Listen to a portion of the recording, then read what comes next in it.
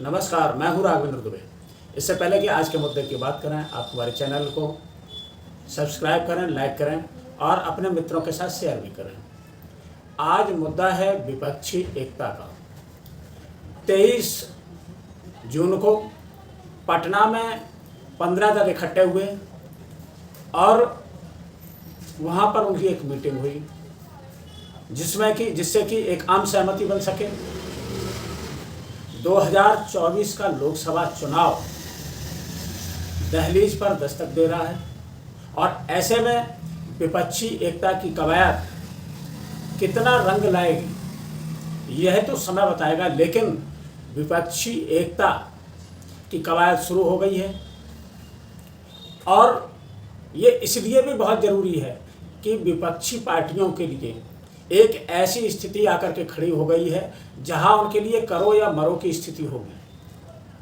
उनको भी लगता है अगर इस चुनाव में अगर वो नहीं जीतते हैं तो फिर आगे क्या होगा। ममता बनर्जी ने तो कह भी दिया कि अगर यह चुनाव भी बीजेपी जीत जाती है तो आगे चुनाव नहीं होंगे। इस मीटिंग से जो संदेश गया उससे बीजेपी में खलबली तो है, क्योंकि ये वह धरती है। आपको याद होगा कि 1974 में जयप्रकाश नारायण ने इसी धरती से एक आंदोलन खड़ा किया 1974 में इंदिरा गांधी की निरंकुश सरकार के खिलाफ, और उसमें सभी दल एकजुट हो गए और उसमें छात्र आंदोलन चले, राजनीतिक आंदोलन की भी उनसे शुरुआत हुई और 1977 में जेपी के नेतृत्व में जनता पार्टी ने कांग्रेस सरकार को हरा दिया, क्योंकि सारे विपक्षी दल एक हो गए। लेकिन जो दल इकट्ठे हुए थे उनमें इतना भारी विरोध था, कई मतभेद थे, जिसके कारण वह सरकार मात्र 2.5 साल ही चल सकी। तो उन गलतियों से भी विपक्षियों को एक सबक लेना होगा।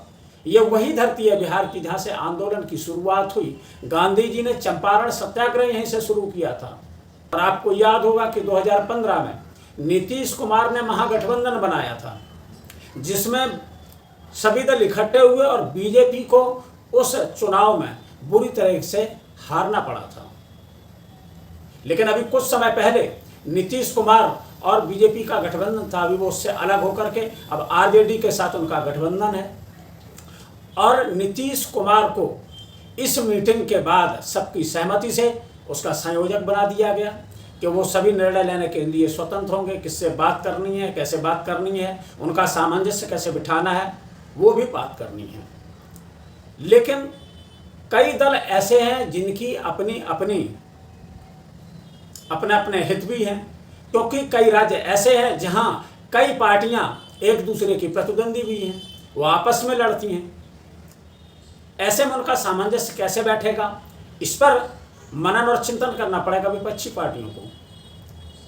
अभी पश्चिम बंगाल में पंचायत चुनाव होने जा रहे हैं और पंचायत चुनाव में वामपंथी पार्टियां हों, कांग्रेस हों, वो भी तृणमूल कांग्रेस के आगे, ममता बनर्जी के पार्टी के आगे, वो भी आमने सामने होंगी उस चुनाव में।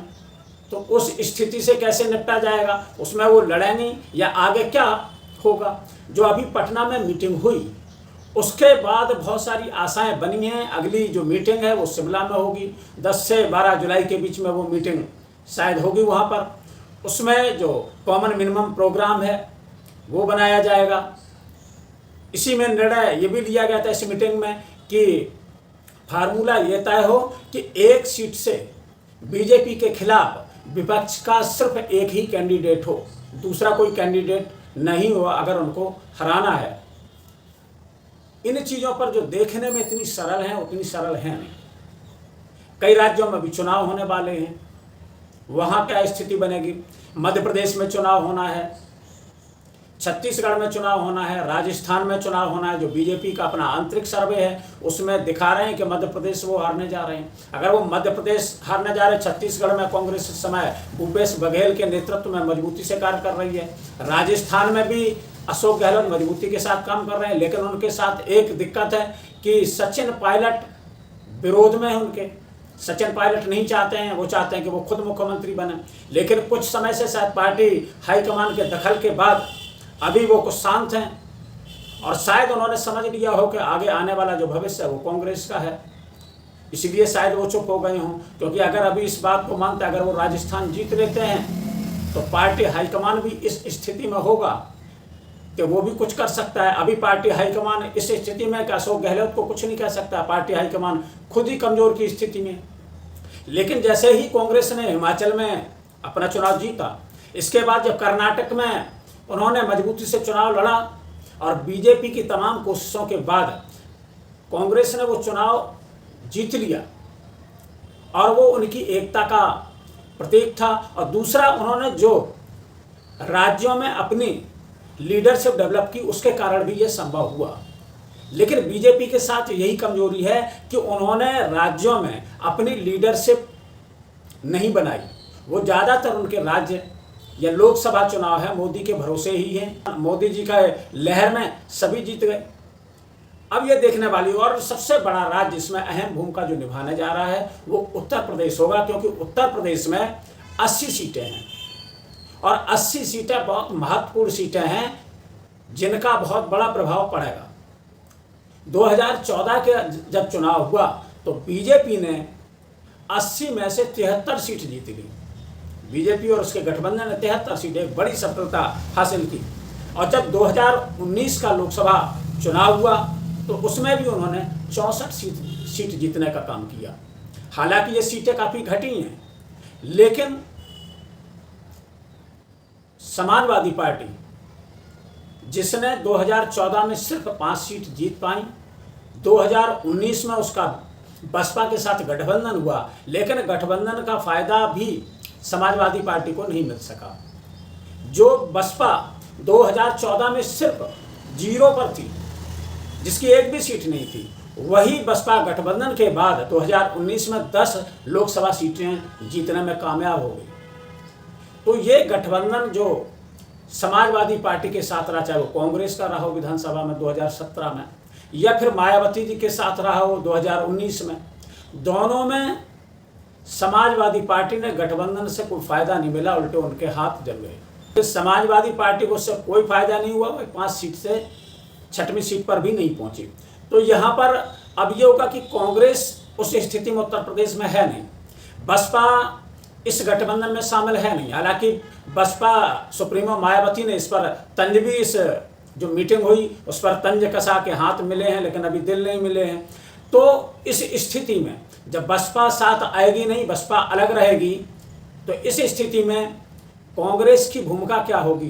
क्योंकि समाजवादी पार्टी वहाँ लीडिंग रोल में तो रहेगी, क्योंकि पिछला जो विधानसभा चुनाव हुआ जिसमें समाजवादी पार्टी ने जो उसका पिछले विधानसभा में 2017 में जो विधानसभा चुनाव हुआ उसमें जो परसेंटेज था 20-21%, उससे बढ़ाकर के 36%, बहुत बड़ी बढ़त हासिल की। लेकिन मैनेजमेंट की कमी के कारण या दूसरे कारणों से वो सत्ता हासिल करने में नाकामयाब रही और उसको सिर्फ 111 सीट ही हासिल हो पाई। वहीं बीजेपी ने 255 सीटें हासिल की, जबकि इससे पहले जो विधानसभा चुनाव 2017 में हुआ था उसमें बीजेपी ने 325 सीट हासिल की थी 403 विधानसभा सीटों में।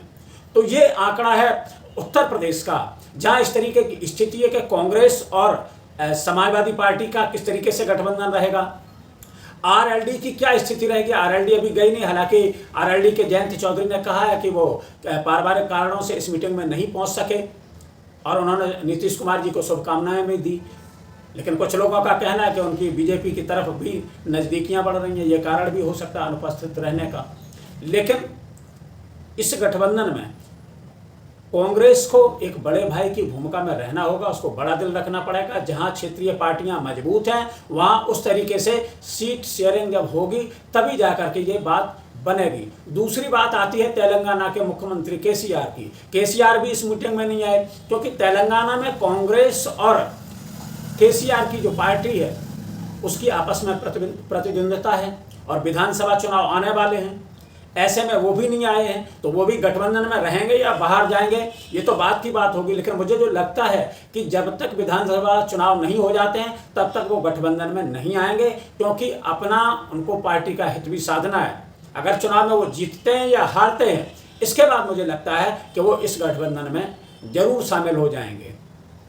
दूसरा, जो अभी 3 राज्यों में, 4 राज्यों में, वो तेलंगाना हो, छत्तीसगढ़ हो, मध्य प्रदेश हो, राजस्थान हो, इसमें कुल मिलाकर के जो सीटें हैं 81 सीटें इन 4 राज्यों में, और वहीं 80 सीटें उत्तर प्रदेश में।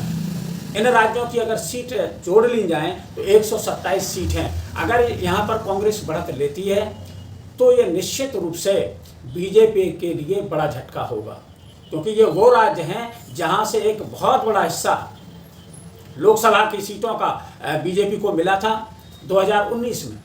और वहीं बिहार में, जहाँ बीजेपी का नीतीश कुमार के साथ जेडीयू के साथ गठबंधन था, और जेडीयू के गठबंधन में वो सवार होकर के उन्होंने लोकसभा सीटें जो जीती, वो भी बड़ा महत्वपूर्ण है। अब वो सीटें, क्योंकि गठबंधन विपक्षी दलों का एक साथ हो गया है, वो जेडीयू की और आरजेडी की भी सीटें उसमें बढ़ सकती हैं। और जहाँ तक कि महाराष्ट्र की बात है, शिवसेना वहाँ के 2 भाग हो गए, उद्धव ठाकरे गुट अलग हो गया है, लेकिन जनता का जो रुझान है वो ऐसा लगता है कि उद्धव ठाकरे के साथ है, क्योंकि उनके साथ जो धोखा किया गया, उनके साथ बीजेपी ने जिस तरीके से उनकी सरकार गिराई, उससे वहाँ की जनता नाराज है, और इसका फायदा उनको भावनात्मक रूप से जो अगला लोकसभा चुनाव आने वाला है उसमें उनको मिल सकता है। उत्तर प्रदेश में देखें तो मुस्लिम जो फैक्टर है उसको भी नज़रअंदाज नहीं किया जा सकता, या बंगाल है या दूसरे प्रदेश हैं वहाँ जो मुस्लिम वर्ग है, और मुस्लिम वर्ग को कहा जाता है कि जो जीतता है बीजेपी के खिलाफ, जो मजबूत होता है वो उसी को वोट देती है, चाहे वो कोई पार्टी बनी रहे। तो वो अभी देख रही है और उन्हें उत्सुकता है कि जो एक गठबंधन हो रहा है ये बीजेपी को हरा सकता है, इसलिए वो उसको वोट देंगे जो कैंडिडेट वहाँ पर बीजेपी को हराने की स्थिति में होगा। 17 सीटें ऐसी हैं लोकसभा की जहाँ पर मुस्लिम मतदाताओं का प्रभाव रहता है। हेमंत सोरेन जो झारखंड के मुख्यमंत्री हैं, उनसे भी फायदा मिलेगा। एम.के. स्टालिन तमिलनाडु से, उनकी भी एक बड़ी भूमिका होगी इस लोकसभा चुनाव में।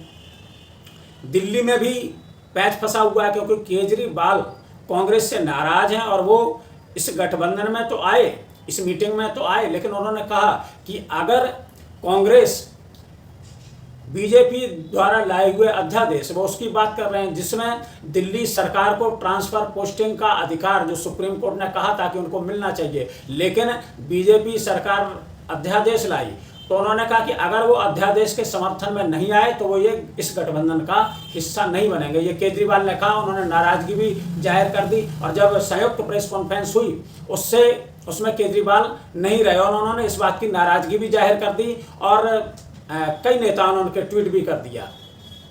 कई पार्टियों ने कहा भी है कि कांग्रेस को भी इसका अध्यादेश का समर्थन करना चाहिए, क्योंकि राज्य के जो अधिकार हैं बीजेपी उस अध्यादेश के माध्यम से उसका हनन करने जा रही है। कांग्रेस को भी स्थिति स्पष्ट करनी होगी। हालांकि जो कांग्रेस के राष्ट्रीय अध्यक्ष हैं खड़गे, उन्होंने उस पर कह दिया है कि उन्होंने कहा है कि जब वो आएगा सदन में तब उसको देखा जाएगा। अखिलेश जी इस समय उत्तर प्रदेश में जो विपक्ष के एकमात्र नेता वहाँ पहुँचे थे मीटिंग में, वो पीडीए फार्मूला पे काम कर रहे हैं।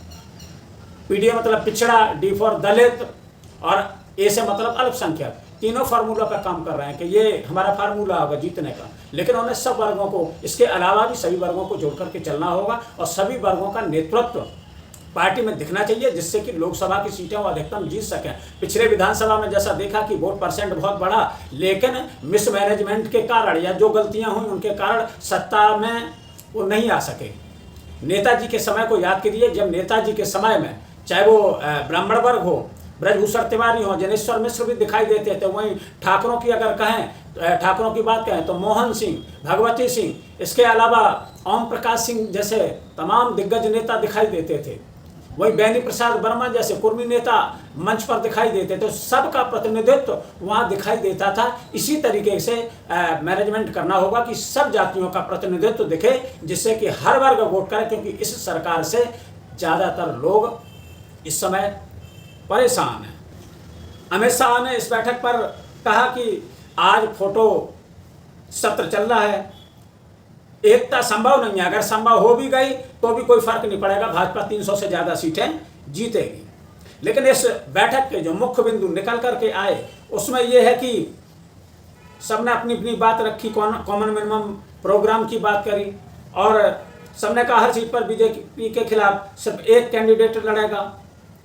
इसमें राहुल गांधी ने बोला कि भारत की नींव पर हमला हो रहा है, विपक्ष लचीलेपन के साथ काम करेगा और आम वैचारिक मूल्यों की रक्षा करेगा। हम लोगों में कुछ विरोध होगा लेकिन हमने तय किया है हम एक साथ काम करेंगे, जो हमारी विचारधारा है हम उसकी रक्षा करेंगे। ये कहा राहुल गांधी ने। ये बड़ी बात है क्योंकि पार्टियों के बीच मतभेद उभर करके आएंगे जब मीटिंग होगी, लेकिन उन्हीं मतभेदों के सहारे विपक्षी एकता का सूत्र भी निकलेगा।